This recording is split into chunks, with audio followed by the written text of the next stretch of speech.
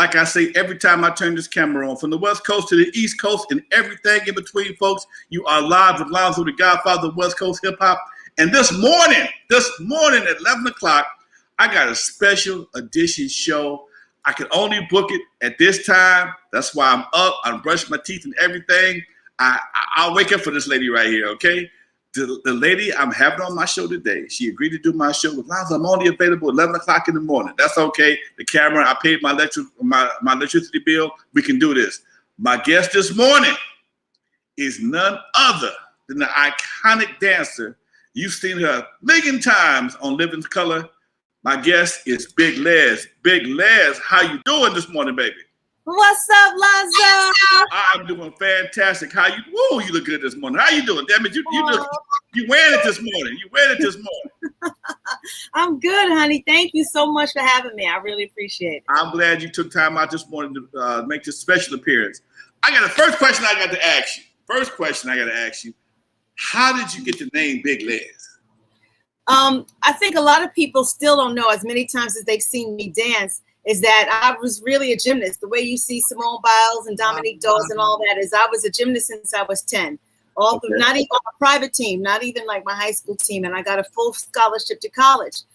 So as I started to, after graduation, as I started to kind of, go into the industry, people be like, well, who's the big girl doing backflips? And they'd be like, oh, that's just Lez. And they'd be like, well, Big Lez, come here. And so that's kind of how it is. And it's long time ago, when you first did the thing on Living Color. Living Single. Living Single, right. My bad. They said, that's Big Lez. I'm like, because they don't show your face, okay? Which is an injustice. All right. They show everything else. They don't show your face. And I just couldn't put together the Big Lez part, okay? And when you think of a girl named Big Lez, you think of a girl named Big Lez, okay? Right. And I'm like, well, the first time I laid eyes on you was a few weeks ago at the University Hip Hop Museum event, and that's Big Lez? Oh, shit. Okay, she tall. I get that part, okay? Everything else in my mind went out the window. Glad to meet you. Thank you. Well, you know what it is? It's like, and I have a picture on my Instagram with myself and Simone Biles, and she literally looks like she's my daughter. She's like up to my breast. But for gymnasts, I'm 5'6", and most gymnasts are like barely 4'9", 5'1", somewhere in there. So, everybody looks at me like, yeah, you run track and you play basketball. I'm like, no, I'm the girl who ice skates, backflips, does double twists, and all that other stuff. So that's kind of what it is. But yeah, everybody who sees me is like, damn, you look normal size. I'm like, because I am. But, camera adds 10 pounds, blah, blah, blah, all of that stuff. Right. Now, how did you get that iconic part in that iconic dance move that you did on Living Single? How did you get that job? Well, it's all props to the one and only director and choreographer, Otis Salih. You guys have seen his work in like School Days with Spike Lee, Malcolm X, and so many other dance scenes in film. And I had been a fan of his forever. And I was on tour with someone when I heard about the audition for Malcolm X, because they were doing this Lindy Hop number. Lindy Hop is my favorite era of dance. It's athletic, it's sexy, it's women in dresses, flipping and all that other stuff. It's me all day. So one of my friends was actually dancing, so I went to one of the rehearsals to meet him, but they were too far along in rehearsal for me to actually join and all that other stuff. But lo and behold, this project fell in his lap. He called me, got my number, and called me out of the blue. And it's kind of like on the other end, how you look at the phone, you're like, this can't be. And he's like, Lez, I don't have the job, but I'm actually have an idea for this show that's about to happen. And I'm going to create an opening or a trailer for the show, and hopefully they'll take it. So when we started doing the, shoot, it was in Brooklyn, under the Brooklyn Bridge, on cobblestone, out there 8-10 hours, dancing, backflip, the whole bit. And he submitted it, and Fox was just like, yes, I'll take it. And Yvette Lee Bowser agreed to it and everything. So it was, who knew like 30 years later, Now, you know what? I'm looking at at the chat room here, okay? Now, normally I'm on at 7 o'clock. I'm doing another show this evening, okay, with Curtis Blow and some other folks. And I'm usually not on this early in the morning. I'm looking at my chat room. Right now, we have 14 people online watching this show, which is not bad for 11 o'clock in the morning. And the chat room is full, okay? Hi, y'all. What's up? The chat room is full. I got my boy Phil Mo, Gary Collins, my boy Martin Kuthi, Unknown Raider in the house. I mean, and they giving you a lot of love, baby. They giving you a lot of love in the house today. And like I said before, I'm usually not on this early, and I'm surprised that they were able to stop what they're doing.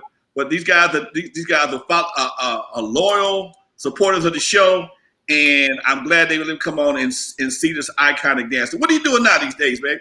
Well, I'm still choreographing. I've been doing some film projects and some TV projects, but like the Debbie Allen who laid out the blueprint, once you kind of retire, which I've retired for the most part, but I will come back and dance depending on the project. I put on my director's hat. So I'm actually been directing, even before quarantine, I'd started directing a dance documentary about the female dancers of the 90s, the golden era of hip hop. Because anytime you hear about dance, it's all about the Rocksteady crew, or Big Daddy Kane's Scoop and Scrap. And I'm like, excuse me, we held a whole decade down. So you better talk about me and Josie and Tish and, Tina Landon and Lorianne and everybody else. And so who else better to tell the story than me? Now, I was watching the documentary, and Rosie Perez was talking about the Fly Girls, okay? Right. And how Jennifer Lopez became one of the Fly Girls. And she wanted you to be one of the Fly Girls, if I'm not mistaken. And she tells this whole story. And that was like a few days. I saw the video a few days before we actually had the chance to meet. And to meet you a couple of days later just made it that much more impressionable for me to have you want to have you on my show. Did you dance with Living Color at all? I danced on the show with the artist that performed, like a PD or Guy or whoever.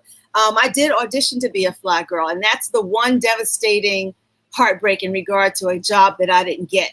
And I'll talk more about it in my documentary about what happened, because I literally kicked ass at audition. I was backflipping all across, picked up the choreography, the whole bit. And at that time, I was at the prime of my career. And all the local news channels, because it was in New York City, did interviews with me out of the other dancers. But, behind the scenes, Damon and Keenan and Ivory Wayans already knew who they wanted. And they had a conversation with Josie at that time, who didn't say anything to anybody, but showed up for the audition. And they already knew that they were vetting her. So I guess it was more publicity stunt than anything else. And it really wasn't about my dance skill. So, but when that door closed and yeah, there's a lot more that kind of goes behind that too. Which I know you got a story to tell. I'll say for the documentary and the book and all that other stuff. But when you don't look a certain way to the men who are at the helm of making the decision, there are times that it doesn't matter about how good you dance. It's about their preference, what turns them on, what they want to see every day, or what they think the viewers want to see every day. And that happened not just for Living Color, but also for BET. But the blessing behind that is, even though I didn't become a Fly Girl, 3 months later, and I was devastated. I mean, like devastated. I mean, sure, I had danced for Michael Jackson and Whitney Houston and Bobby Brown and Heavy D, but you wanted this TV, not just but to be on TV with dancers who are iconic. But 3 or 4 months later, I ended up getting Rap City. And I said, God always knows what he's doing, right? One door closes, another one opens. And so there it was. He's all, he may not work with, he may not, what's to say? He may not work when you want him to, but he's always working. Right, absolutely, right on time. Now, I got to ask you this business question now. Like so many other industries, is there a casting couch that women have to endure in the dance department? Absolutely. My very first audition was with like Full Force and 2 auditions. I did a off-Broadway production, and one was for Full Force. They were doing a basketball game for a radio station in New York. Really big deal back then, celebrity basketball game or whatever.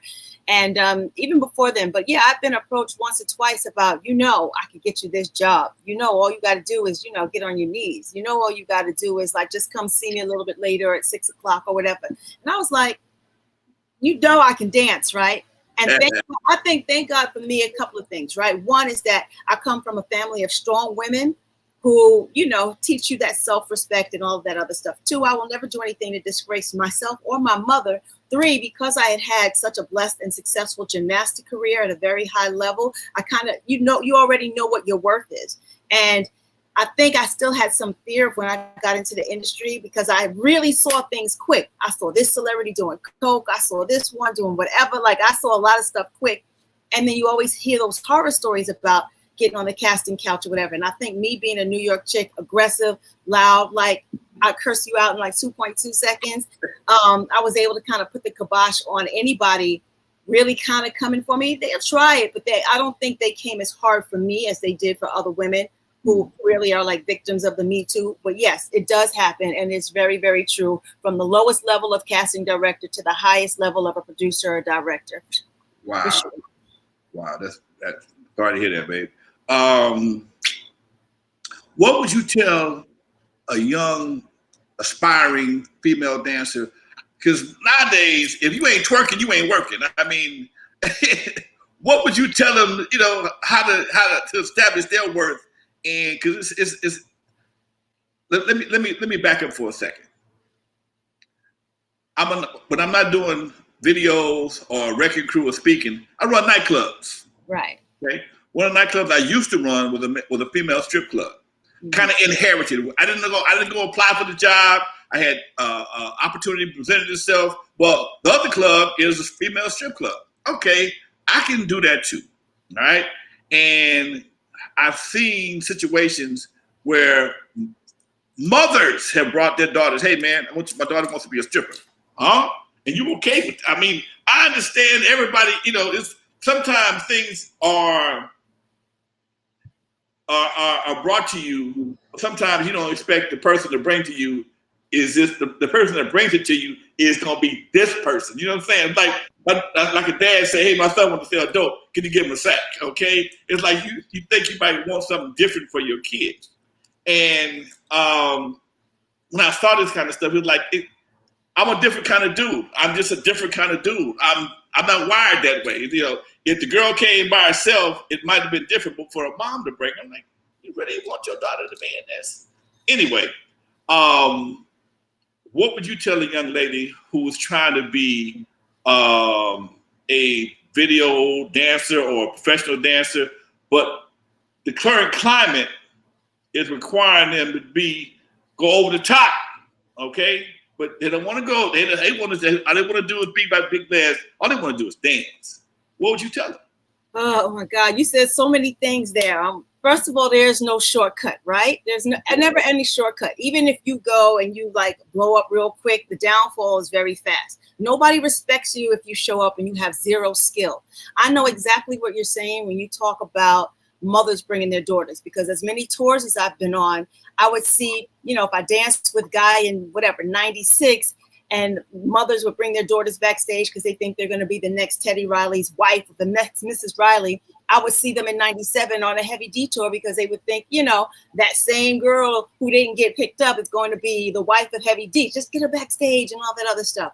I will never, I enjoy the strip club, male or female, because it's art to me. Like if you see the pole dancing competitions, it's dance, it's art, and it's harder than you think. So props to those girls and doing whatever you need to do for survival. It's not for anything else, sexual wise or whatever, which I'm all about a sexy dance and all that other stuff too, because that's how I perform on stage. A mother bringing their daughter there means that obviously the family lineage is damaged already if you think that's the way in, right? So the mother's got issues of some sort that you're pushing your child in that direction, which means you don't even believe that she's talented enough to do something else, right? And not to say that pole dancing is disrespectful or disgraceful, you know what I mean? Like, but there are other options in a way that you don't have to do that.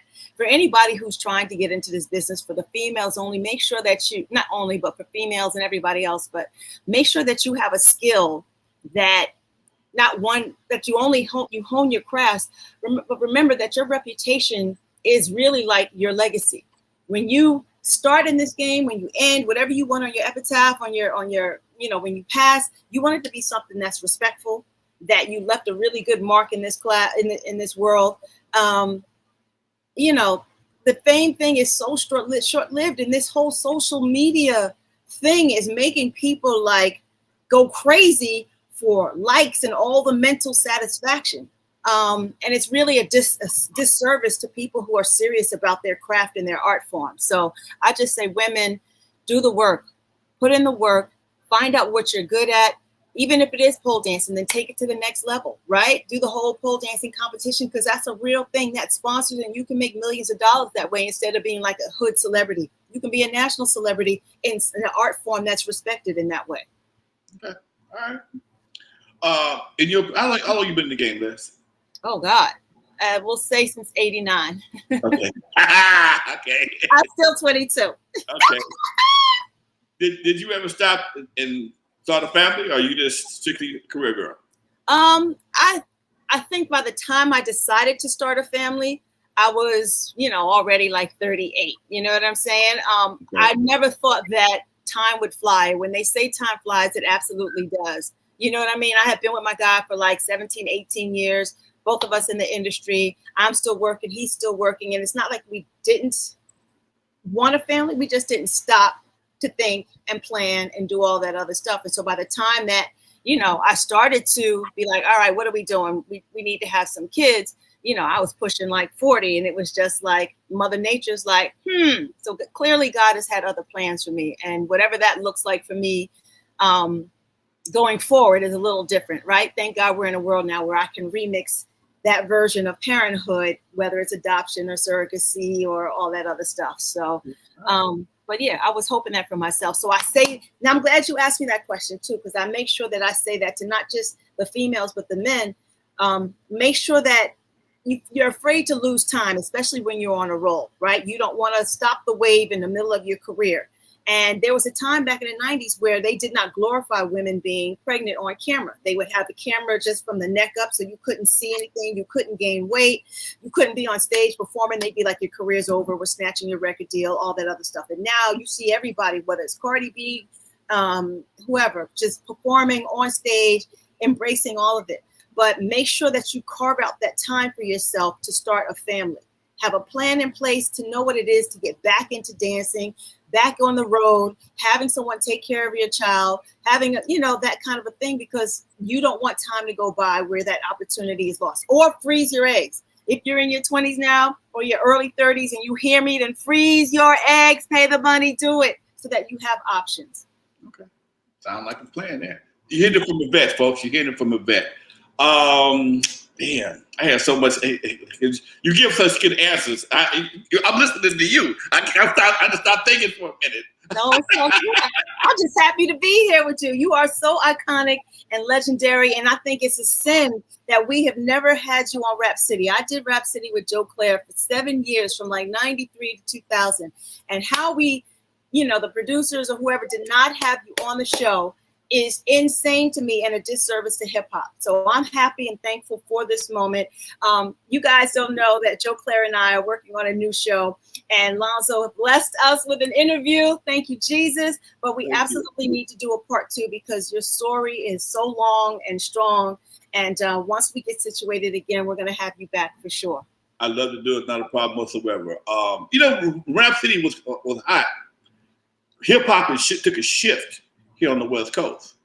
The stuff that I did as world-class wrecking crew and my achievements kind of got pushed to the side because everybody was focused on N.W.A. Okay? And they figured they had Dre and Yella, they didn't need Lonzo because they were the hot things at that time. And people always, even now, ask, how come Dre and Yella don't talk about some of the things that you guys did?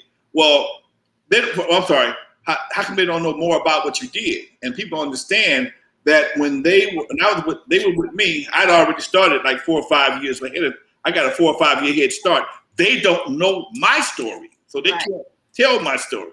And the second part, I think, is when you're a tree, you're the roots of something, the canopy of the tree is actually deflects the sunlight. So nobody ever sees the roots of the tree. All you see is the tree and hopefully the trunk, but the roots never get no sunlight. So that's kind of my position.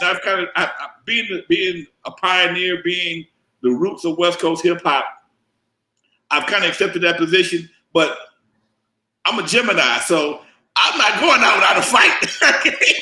I agree, and I understand that too, because when I made the transition from dancer to choreographer, right? Even though like you had the MTV Awards where, yeah, I got nominated and you hear that way, but people don't stop to read the credits, whether it's on the back of the album or at the end of a TV show where it says choreographer Big Lez, blah, blah, blah. So then you meet people in the street who are like, well, what are you doing? Where have you been? And I'm like, I'm behind the scenes making magic. I'm making everybody that you love look great. You know what I mean? So I'm in the trenches still working, and you just kind of have to, I think as an artist myself, right, you kind of have to accept that the light does dim a little bit, but even though the work is still thriving, because I'm still a performer. I've been a performer all my life, whether it's a gymnast on that stage or as a dancer on the stage or as a host or whatever, radio. But, I think the older you get, you kind of get a little comfortable with, all right, well, if they don't know, they don't know, as long as my checks indicate X, Y, and Z.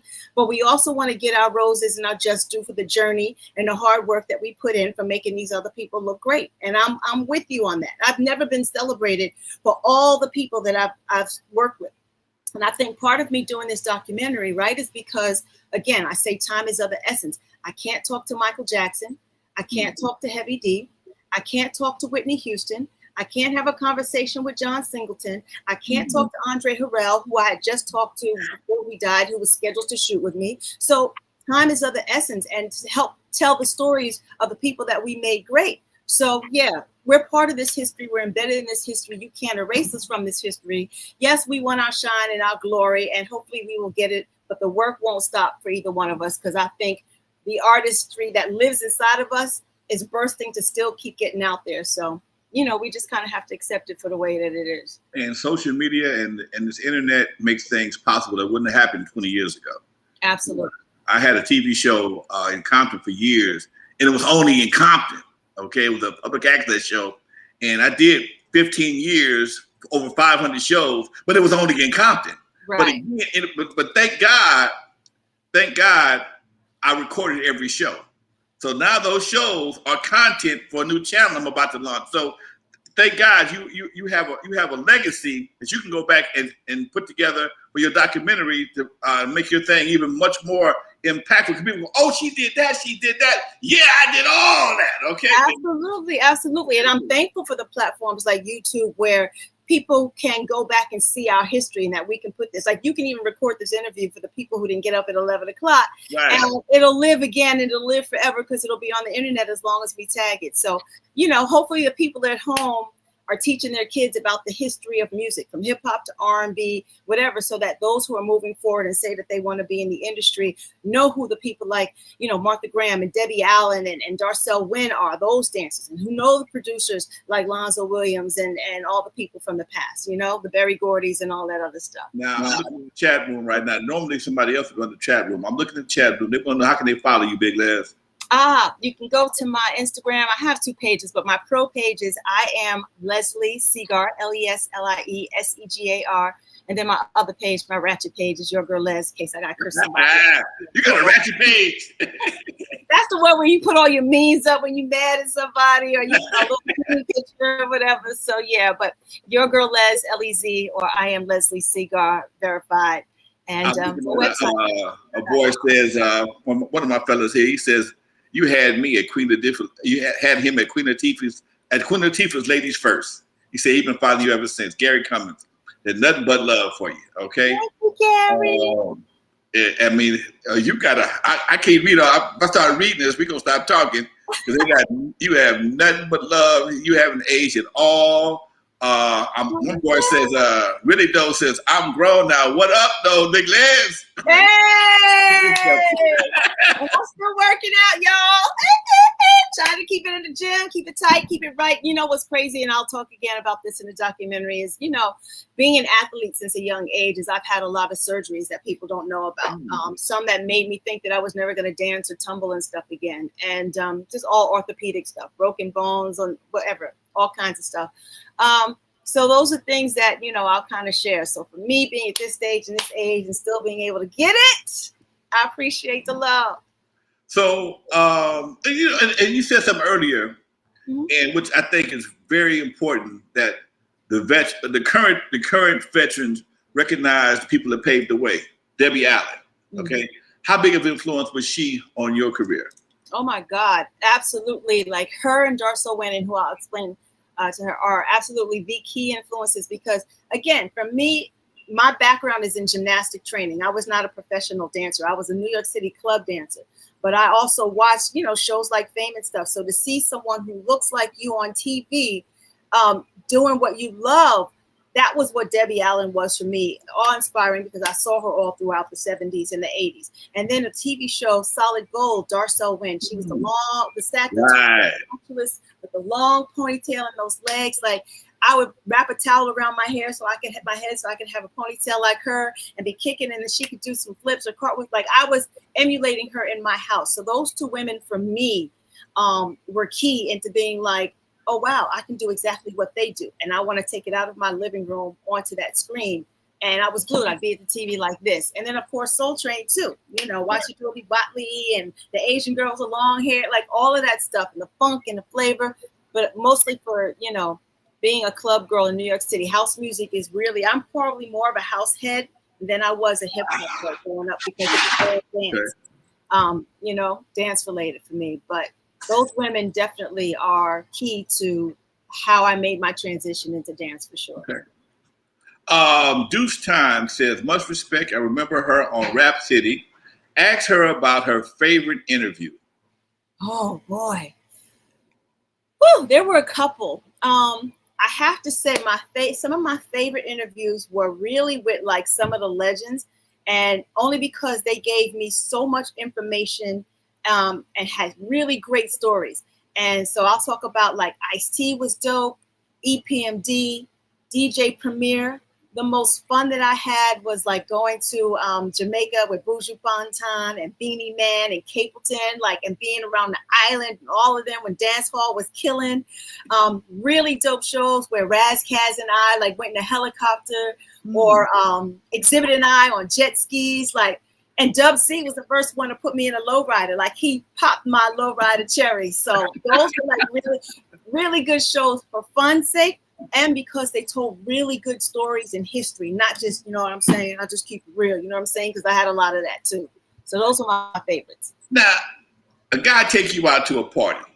Mm-hmm. He asks you to dance. What he gonna do? Okay, what he gonna do? Okay, I mean, can you do the regular old two-step boogie, or are you gonna break out on some shit that take over the flow? How you gonna handle this? It kills my soul because you know what it is? Usually when you see me at a party, I'm already dancing. I'm usually by the speaker or by the DJ, and I'm dancing by myself for the next 6 hours straight. Heels, sneakers, whatever. When a guy asks me to dance, it kind of makes me constrict myself, right? I end up, because I know I'm not trying to battle, but there are people who are like, come on, let me see if you still got it. And I'll be like, dog, I'm in a dress in 3 inches. What are you talking about? You know? But I end up losing my fun unless he's somebody who's really engaging and I'm really attracted to. Then it becomes a whole other thing, and it's sex on the dance floor. So, you know. Now, you said something about the Lindy Hop. Now, tell them what the Lindy Hop is. I know what it is. I've seen it before. But I know people know what it is. Lindy Hop is like a partner dance between a man and a woman, right? You've seen it. I think Will Smith did it in one of his videos where they're kicking, throwing over around the head. Women are being backflip, splits on the floor, triple spins, sliding through the legs. It's all that athleticism. And women are usually in their dresses or in their skirts, and it's a partner dance, swinging around. So it almost looks like a salsa kind of a dance, but 10 times more athletic. The back flips, the front flips, the splits, the slides, all of that stuff. And it was, I think, in the era of the 40s. Right.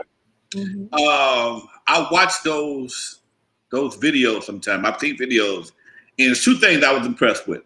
One was the dance skills and the way they dressed. Yes. Okay? The way they dress.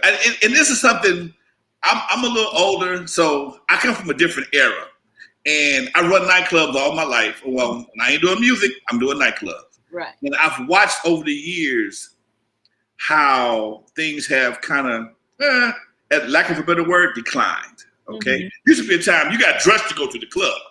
Okay. Used to be a time clubs had dress codes. You couldn't walk in with no tennis shoes on. You couldn't walk in with no jeans on. This is in the 90s. Right. This ain't no long time ago. This was the 90s. And I missed that. I play in the club right now. I started playing I've been DJing all my life. Most people don't even know me as a DJ, but that's my whole claim to fame. That's how I got nightclubs, by being a DJ. And I used to get dressed up to go to work. That was my thing. I'd walk in the club and DJ in a suit.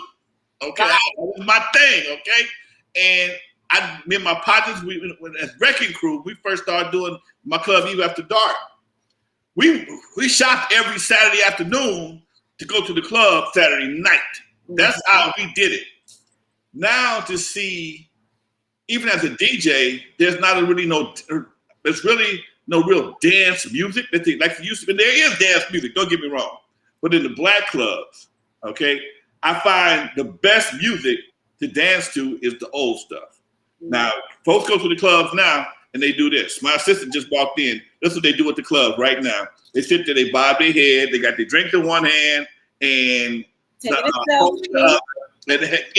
okay. And that's a party to them.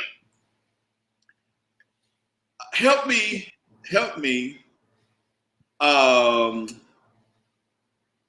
understand. Did you see the same club party vibe? I mean, I know you probably don't go out as much as you used to. Well, you probably do, but I don't know. You still see the party vibe and the dance moves. I asked a kid the other day, man, what's the latest dance? I don't know, because they don't go to parties to dance anymore. Right. See, I think the culture is different from me, right? Because I came from the East Coast where everybody was hardcore dancing all day, every day. And I know dance was big out here too. You guys, I think, more into partner dance and roller skating, whereas we had like extra break dancing and solo stuff. I think fashion also too kind of dictated the change in what people wear, right? When we started seeing more music videos and everything like that, you had your rockers who were in like ripped up jeans and t-shirts and looking like they're just, getting out of bed and still, riding on private planes and looking fashionable because their jeans were $3,000 or whatever. Same thing happened with hip hop, I think, when you started getting your baggy clothes and all that stuff, and the fashion changed, that people were thinking more about style and comfort rather than, people don't even dress for church anymore, which I think is a travesty. I'm old school in that way too. And I know the Lord says, come as you are. But I think respectability, when you walk into that house, I'm still in a dress and heels, modest and that kind of a thing. So I think fashion and the sign of the times has changed a whole lot in regard to how people show up to the club, as well as the demographics too. So it all depends. Because if you're 48 years old trying to hang out with the 22-year-olds, then that's what you're going to see is a bikini top and, booty shorts. And that's what it is. So you kind of got to stick to your era just a little bit. I just realized something, Liz. You said dress. They can't dance. Fellas can't dance because the goddamn pants too tight. You can't dance in them tight ass pants. You'll crack your nuts. Yeah, the skinny jean thing. Woo! You can't. It's hard to dance when your fellas is tight. Is tied to your thighs. So and I think for me, I opened my club in the Morris Day era, baggy jeans. Right. Okay, and my club Eve After Dark, we would dance so much. We had mirrors on the wall. The condensation. We look at the windows were crying. I mean, the mirrors are crying. The windows crying. But people walk out the club, they would be drenched. People nowadays don't even break a sweat. They don't even break a sweat. You can't break a sweat doing this. Right, because you can't be sweaty on the gram, right? Your light got to be right. You got to be cute. You got to look like you having a good time. So you got a phone in one hand, a bottle in the other, and maybe you show some people around. But that's kind of what it's become. Like I'm out and about flossing as opposed to like really. But that's the same thing with concerts too, right? Nobody can enjoy a concert because you're so busy taping the footage and you want to be the first to be like, I'm here at Kendrick Lamar's concert. Look, y'all, see me, as opposed to see him. And let me just enjoy what I spent on this ticket. What part about the old school era you enjoyed the most besides dancing? Oh, I'm a disco head. So I really, really, really, I love disco all day long. Whether it's, Donna Summers or, Evelyn Champagne. Like, I love me some disco classics all day long. I love the dress about the 70s. Like, women were still, I'm all about Foxy Brown, Pam Grier, like that whole, the flare pants and the halter tops and makeup was done. And, it was just fabulous. But I'm a disco child. Now, I first started DJing, my name was Disco Lonzo. I love it. I started doing this in 1976. That was my era, okay? And back then, we didn't scratch as a DJ. All you had to do was keep the music playing and lock the beats in as close as you possibly could. Because I didn't have 1200s. So when you say disco, you just touched a spot in my heart, okay? And that's when they have the long form of songs, right? Songs could be 6, 8, 10 minutes. You'd be like, hey. The record, the whole one side of the 12-inch was one track with different drops and, different extended version, right. the piano version or the extended guitar solo or whatever. And it just made for a different situation. In fact, sometimes right now, I have Sirius Radio in my truck, and they'll play some of them old Chic songs. And boy, I just be jamming. My kids be like, "What are you listening to? Don't worry about it. You'll never understand this." Okay? I love it. You'll never understand this. With me, do you wanna? Come on. Hey. Come on. I love one of my favorite Chic songs is "My Feet Keep Dancing." Okay, that's one of my favorites. I played it the other day on the radio, and I was just singing and dancing my ass off. See, disco got sabotaged. Okay, disco got sabotaged. I'm gonna tell you why. Because a lot of white boys can't dance. You walk into the disco, and the brothers grabbing on white girls, and they damn near Lindy hopping with them because disco allows you to do that. Right. White boys on the floor, they might get some John Travolta. Okay, they can do that little silly stuff, but when it came down to really getting down, a lot of them couldn't dance. And I watched this firsthand as a disco DJ. And it was frustrating to see your girl having a good time with another guy, especially if it could be another white guy. It didn't make no difference whether it was black or white. Right. Your girl is out there swinging and like R. Kelly, swinging and swaying and having a good time. She's grinning and her dress is flying around. And you got to sit on the bar with a beer because you can't do that. Right. Just all of a sudden, disco sucks. I remember I was young. I was really young, but I remember when it happened, right? Because everybody couldn't be headbangers and stuff like that. And then they had that whole big burn all the disco CDs at the set it on fire.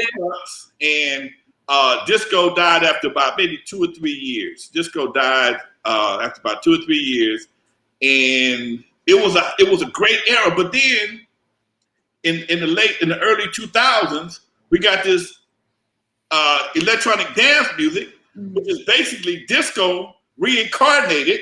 Okay, sped up, and I'm like, oh, y'all ain't shit. Okay, y'all ain't shit. But that's what evolution is, right? It's the remix of something that's already happened and kind of putting a spin on it. So I embrace it. I embrace it all. I'm here for all the change, and I'm glad that music still lives because I'd be on Sirius Satellite listening to the disco channel in my car, like relight my fire. Have a good time. One brother wants to know when your birthday. I'm a Sagittarius, December 11th. December 11th, really though. That's what he says. December 11th, he's a Sag. All right. 2 weeks before Christmas, I get 2 gifts too. My daughter's a Sag. Her birthday day after Christmas, and she gets blessed. She's blessed like a son of a gun. She gets double gift. Ring my bell. Good times. Mm-hmm. Do you want to party? Okay.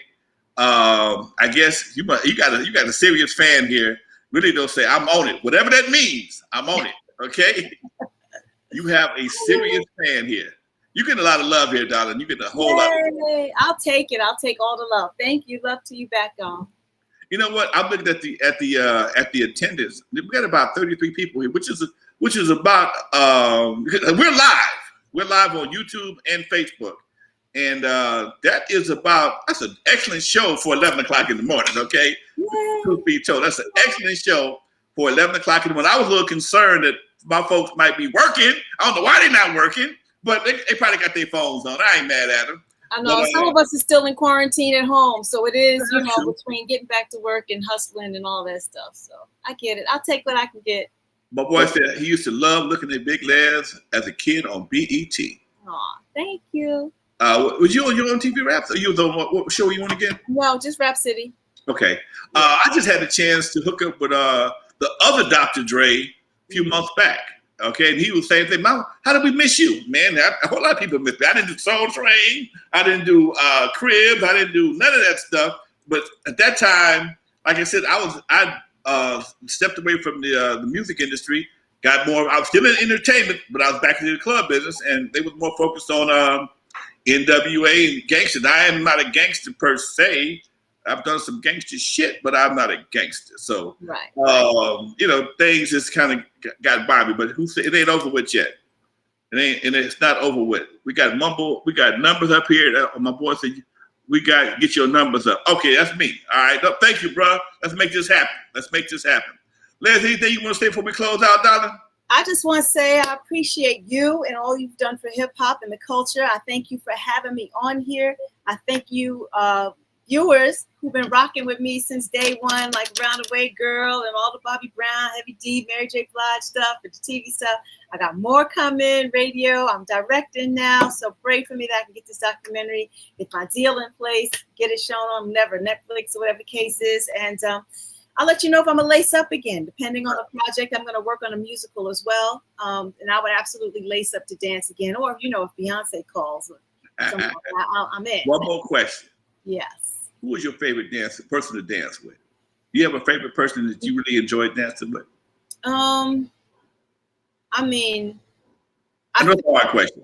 I think my whole Mary moment was really special to me because that was, even though I had done some choreography before, that was like my main, and it was the beginning of her career, really the beginning of my choreography career. We were hungry, we were starving, we were doing like our home places like the Apollo and things like that really mattered to us, the girl from Queens, the girl from Yonkers, you know what I'm saying? And dancing for Bobby Brown was because it was at the pinnacle of his career. I have been a New Edition fan, and to be standing next to him or sharing the arena with even like, the rest of the guys during those tours. But dancing with Bobby dancing with him was interesting. I learned a lot. It was tumultuous with the other dancers and all that stuff that happened, but dancing with Bobby was really good. And dancing with Heavy D, because becoming family with him, and for somebody who just loved to dance so much and work so hard, like that's my brother. I'm still close to his family and his parents and everything to this day. And that was amazing. And dancing with God was like, so much fun. Oh, how could I forget the gig of my life, dancing for Michael Jackson, Remember the Time? Like, right? That's the pinnacle of my career, being able to walk into Universal Studios and not as a tourist or a guest, and to be able to get on set and John Singleton, like that whole month of working with that family and John and everybody was incredible. So I've had a lot of great moments. I can't turn anything down, whether it was CeCe Peniston, whether it was Kubo D, every job to me was great. Just a girl living her dreams, That's a hell of a story, babe. That's a hell of a story. You touched a whole lot of people. You were in the Michael Jackson Remember the Time video? Yes. One of the. I'm looking for you now. Which one are you? I'm the one in the blue wig. You'll see me about 4 different times. Okay. I got some really good shots. And it's like, when you get to do what you love and you realize that you go from a little girl doing cartwheels and you're sitting in your living room to being able to actually see your work on TV and then to make your mother proud. My mother till this day is still scratching her head that me breaking her furniture got me a full scholarship to college, got me around the world to dance with the people of, Whitney Houston and all these people. So she's still like, how did this happen? What? I'm like, are you proud, Mom? Are you proud? That's all that matters. Hey, that's a good thing, darling. One more time. Tell them where to find you at, baby. Yes, and I am LESLIESEGAR and at Your Girl Les, LEZ, and my website, leslieseeger.com. On all platforms, I'm there. It's in the, just Google me, just search, you'll find me, I'm there. And I appreciate y'all. Got some new stuff coming soon. Me and Joe Claire working on a show, another show that I can't talk about, and it's my documentary. So pray for me, y'all. I want to thank everybody. First of all, thank my guest, Big Lez, the legendary, living legend, choreographer, dancer, taking our time this morning to doing a special edition of the N.W.A. show with Lonzo. Please, folks, subscribe, share, like all that good stuff. Like I say every time before I grab this microphone, y'all, from the West Coast to the East Coast and everything in between, folks. You are live with Lonzo, the godfather of West Coast hip hop. And today, I'm live with Big Lez, folks. Peace, darling. Peace. Love you, Lonzo. Love you, darling.